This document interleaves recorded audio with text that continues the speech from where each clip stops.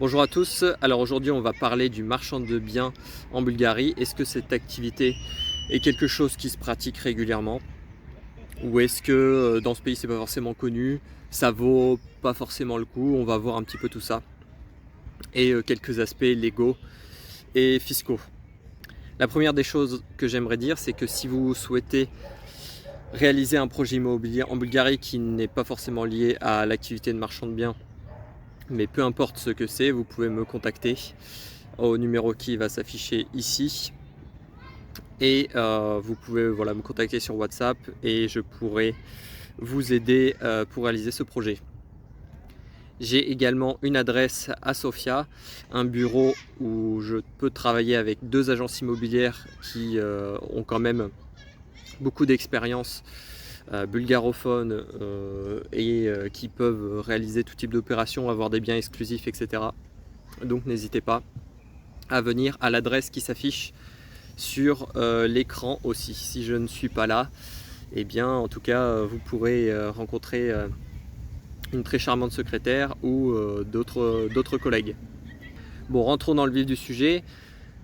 Est-ce que déjà l'activité de marchand de biens en Bulgarie, c'est-à-dire faire de l'achat-revente dans l'optique d'obtenir une plus-value, est-ce que cette activité-là est bien populaire? Bon, la première chose qu'on peut faire, c'est regarder sur internet en bulgare, donc sur le net bulgare, est-ce que c'est quelque chose qui se pratique? On peut voir que pas vraiment. On tombe sur majoritairement des articles qui parlent de broking, qui parlent d'activité immobilière, de se lancer dans l'immobilier, mais il y a peu d'articles sur ce sujet. Ce qui fait que déjà l'activité de marchand de biens est quelque chose de pas hyper populaire. Et on va en voir les raisons plus tard. Est-ce que pour faire cette activité, il faut créer une société ou est-ce qu'on peut le faire comme cela en tant que personne physique? J'ai déjà fait une vidéo sur acheter de l'immobilier, est-ce qu'il faut créer une société? Donc je vous renvoie à cette vidéo. Mais en résumé, si vous faites ça une, 2 fois ou 3 fois, disons, de quelques opérations dans votre vie et que c'est pas quelque chose de régulier, vous n'avez pas obligation de créer une société. Par contre, si ça devient un business, là, dans ce cas-là, oui, vous serez dans l'obligation de créer une société.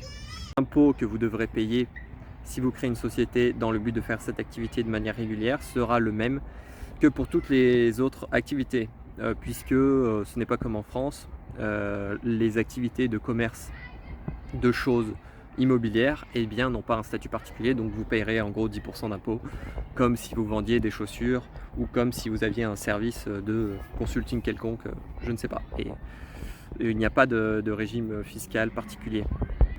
Maintenant, quel type de bien je vous recommanderais si vous souhaitez eh bien, vous lancer là-dedans de viser? Il y a 3 problèmes dont j'aimerais parler tout de suite avec cette activité ici. J'ai parlé pas mal sur cette chaîne de l'économie bulgare et de l'économie immobilière bulgare.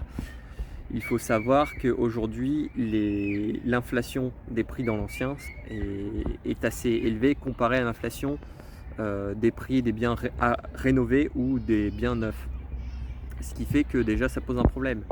Si vous achetez un bien ancien à rénover et que vous visez une plus-value de disons 10-15%, voire 20-25%, c'est-à-dire que, admettons, vous achetez un bien 100 000, vous prévoyez de faire, je ne sais pas, 25 000 euros de travaux et de revendre pour 175-200 000, et bien souvent, en fait, le prix au mètre carré que vous pourrez augmenter dans votre revente, eh bien, ne sera pas tant significatif que ça.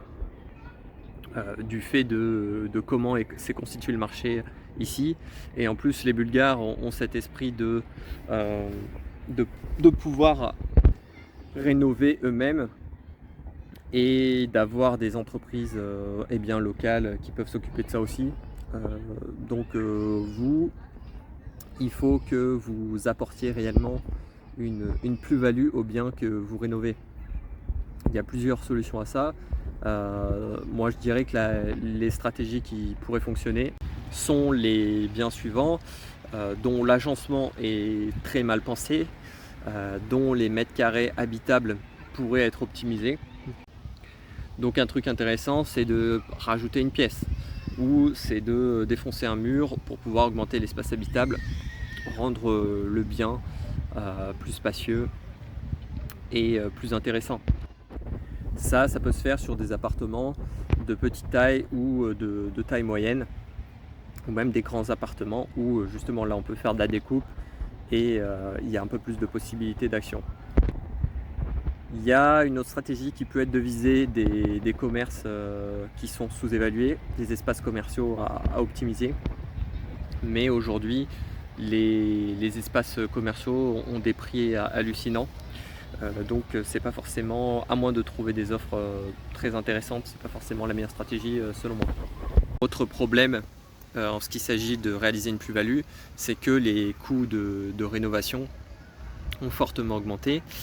Et donc une des choses que j'aimerais dire ici, c'est que si vous voulez faire ça ici, avec toutes les barrières évidentes, inhérentes à cette activité, c'est-à-dire la connaissance du bâtiment, la connaissance du marché local, être entouré de bonnes personnes, avoir accès au marché, aux biens intéressants, et bien si vous n'êtes pas un peu expert du sujet ou que vous faites ça, vous voulez vous lancer là-dedans sans grande expérience, etc., moi je ne vous le recommanderais pas, même si vous êtes entouré de professionnels.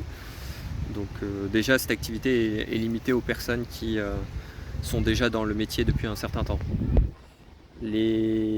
Si vous voulez trouver des biens très intéressants, vous pouvez avoir accès au marché caché, donc les biens vendus aux enchères, les biens vendus par les banques, les biens sous-évalués.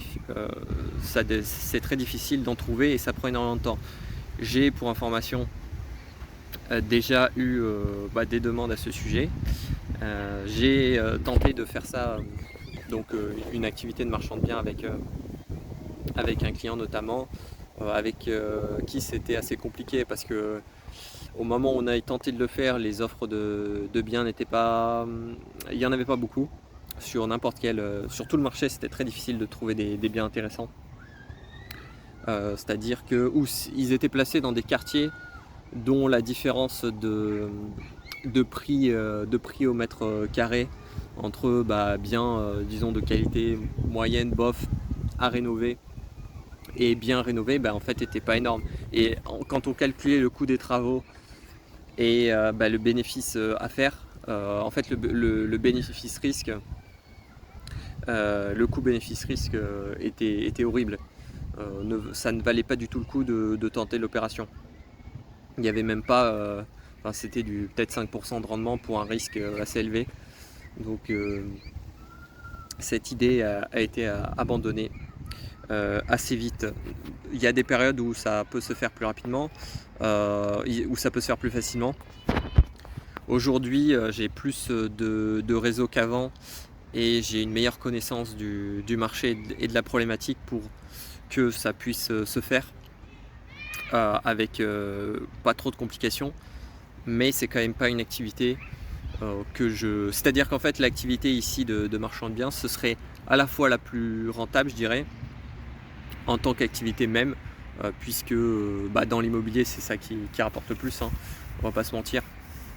Aujourd'hui d'ailleurs les investisseurs français désertent l'investissement désertent l'investissement locatif parce que vous avez des rendements qui sont vraiment ridicules et par contre le marchand de biens ça fonctionne et ça continuera de fonctionner, mais il y a beaucoup de complications.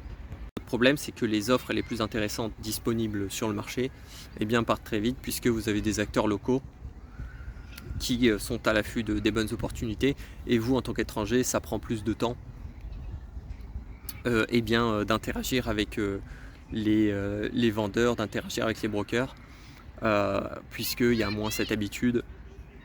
Et ensuite on est quand même sur des cultures différentes, sur le fait que les Bulgares préfèrent les Bulgares, donc il y a cette difficulté supplémentaire. Est-ce que même si vous trouvez une offre hyper intéressante, vous avez 3-4 personnes dessus, vous serez peut-être obligé de faire une offre d'achat supérieure au prix que les autres acquéreurs potentiels proposent. Donc il y a tous ces problèmes qu'il faut prendre en compte. Donc pour conclure sur cette activité en Bulgarie, est-ce que c'est possible? Oui. Est-ce que c'est facile? Non. Est-ce que c'est rentable, oui, dans certains cas, si on est bien entouré, si on on s'aide de Bulgares professionnels et si on n'est pas tout seul. En tout cas, c'est mon avis. Et c'est pour toutes ces raisons que je vous invite bien à me contacter ou à me rendre visite au bureau à l'adresse que je montre ici. Bonnes affaires immobilières et à la prochaine pour une nouvelle vidéo.